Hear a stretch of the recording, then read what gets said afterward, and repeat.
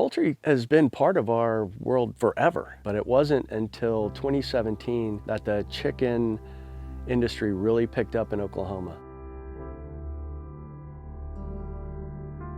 They built a new chicken processing plant just across the state line in Arkansas. So that made the land in northeastern Oklahoma attractive to chicken farmers because they wouldn't have to transport their chickens as far. So 2017, it really ramped up. The houses that they're building are different. It used to be that a chicken farmer might have 5,000 or 10,000 birds, and now you've got mega houses which hold 300,000 birds at one farm at one time. And so it's scaled from family farms to industrial farming. This creek behind us here is Spring Creek. Spring Creek is pretty unique because it's the last remaining pristine stream left in the Oklahoma Ozarks. It starts up by Little Kansas and then flows through 3 counties. And there are contributory springs all along the way until it gets to this point, which we're about 2/3 of the way down the creek, which is 34 miles long. By the time it gets here, it's flowing about 1 million gallons an hour, and it empties into Fort Gibson Lake.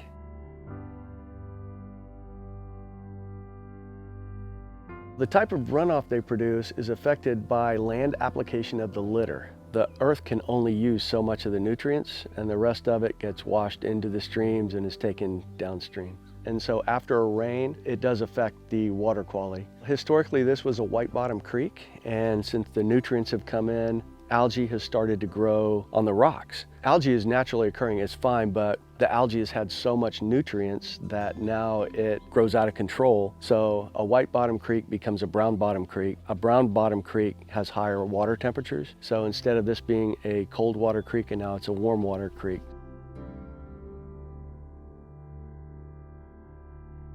At first, we completed 24 consecutive months of testing to create a baseline for the long-term evaluation of the creek. Since we've been water testing, we see high bacteria counts in the upper reaches of Spring Creek. We also see nitrate and nitrite levels. They're very high throughout the creek. And then we see phosphorus levels are trending higher and particularly troublesome in the upper 3 sampling sites. We won that lawsuit, and it came up with 3 very important things. The first was it gave back citizens' rights to protest. The second decision that he made was that because the chicken houses are so large, they changed the designation from a poultry feeding operation to a concentrated animal feeding operation, which comes with a lot more rules, regulations, and protections for the environment. And the third was it determined which of the state departments is actually responsible for the water and the agriculture runoff and enforcement of the laws that are already on the books. Our results are troubling, but unfortunately they're not unique. So many streams in Oklahoma face really similar challenges. We see nutrient loading and contamination pretty much widespread in Cherokee Nation Reservation. However, Spring Creek still maintains relatively high water quality compared to many other bodies of water in the state. But that said, we certainly are not complacent. Our creeks are at risk here in Cherokee Nation Reservation because the state of Oklahoma, there are no upper limit regulations for phosphorus in creeks that aren't a designated scenic waterway. So technically, the levels can be extremely high with no mitigation measures.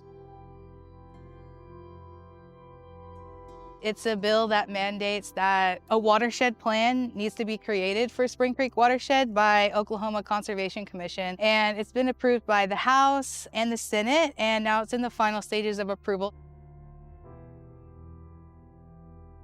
We just pick up trash and tires and just do what we can to keep it clean. You can help by contacting your local representatives and telling them how important this issue and this creek is to the people of Oklahoma. Also at Spring Creek Coalition, we have a water task force, and we look over data from the results and try to make it presentable to the public. We're building an interactive map on Spring Creek Coalition website where people can see all the water quality data that we've collected over all these years, and then compared that to where poultry litter applications are happening. So yes, we've pinpointed where the poultry farms are in the watershed. Now we're kind of shifting because we don't know what's causing the pollution to looking at the land application data for the poultry litter itself. This is our natural resource.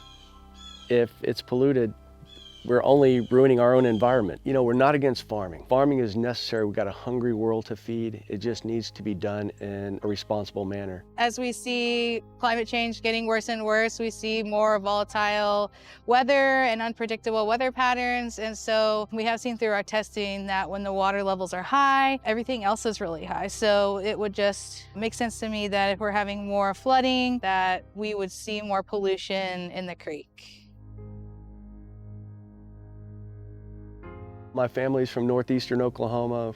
We're Cherokee, so protecting the natural resources protects the health of future generations. I hate to see such a beautiful and valuable resource be degraded by an industry. Water quality is not just an environmental issue, it's a cultural issue as well. Cherokees have relied on the streams and rivers here since times of removal, and they relied on it both for sustenance and as a part of our spiritual practices. So we really risk losing a vital connection to our traditions in the land if we don't address these water quality issues like we see here in Spring Creek.